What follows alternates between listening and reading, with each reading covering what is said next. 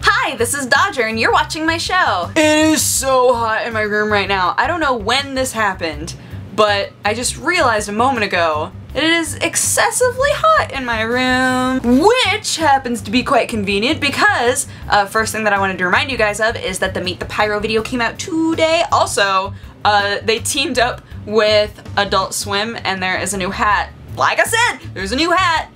It's a robot chicken hat. They also announced the source filmmaker for Valve that's entirely TF2 right now, but it allows people to make machinima a little bit easier. So for anybody who's interested in doing that or has been doing that with other programs, you're going to have something that's actually like through Valve. So it might be a bit easier, a bit more user-friendly in terms of using their assets. But speaking of Valve, our first piece of news is that there are possible Half-Life 2 Episode 3 screenshots that are out on the web right now. It hasn't been confirmed, so it's still classified as a rumor, but there are screenshots that showed up on Valve Time, which is like, it's a fan website, but they have a gallery on there right now that is claiming to be entirely concept art for Episode 3. Now, we know that Valve has denied time and time again any interest in making Episode 3 for quite a long time, that they might even just skip it and move on to Half-Life 3 altogether, but this is a possibility. How would they get leaked?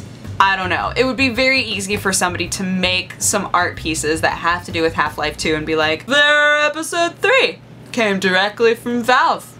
But as of right now, there's no artist that's come forth and said that it's untrue. Valve hasn't come forth and said it's untrue, so it's kind of interesting. I'll link you guys to the gallery so that you can check out the pictures. They're beautiful. They're really nice. I'm not entirely convinced, obviously, but if it's true, it is exciting. So I always get so excited when there's new information about the Dead or Alive franchise because I love it so much. Dead or Alive 5, they just came out with some new information about characters and also a new photography mode. So there's a character named Rig who is an entirely new character. He is a Canadian Taekwondo fighter and it looks like he's actually going to be a lot of fun to play.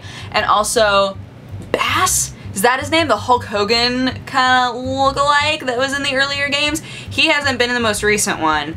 And so they're bringing him back, so that's cool. So the photography mode, this just cracks me up. The photography mode, they enhanced it so that you can change the angle however you wish and take little snapshots, and you'll have a gallery on the game so you can look through all of your snapshots of amazing combo moves, I'm sure. What else would you use that for with Dead or Alive?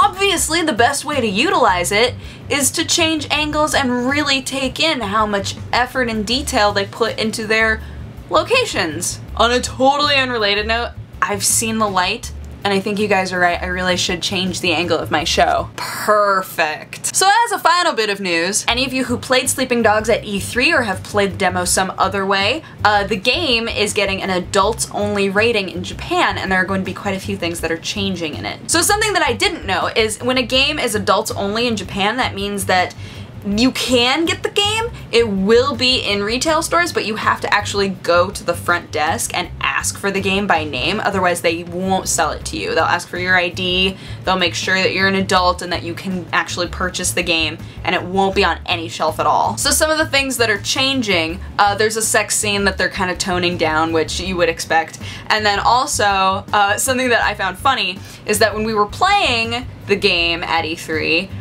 you can just like haul off and just beat up civilians.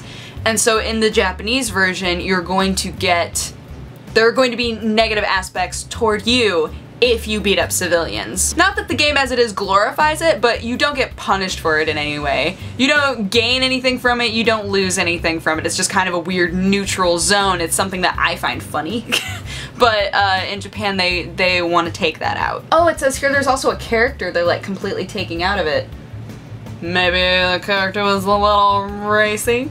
As it is right now, the game is getting an M rating from ESRB, which I think that we could have probably assumed, but it's set to come out on August 14th for us in North America. So I don't know what the days are for anybody else, but probably around then.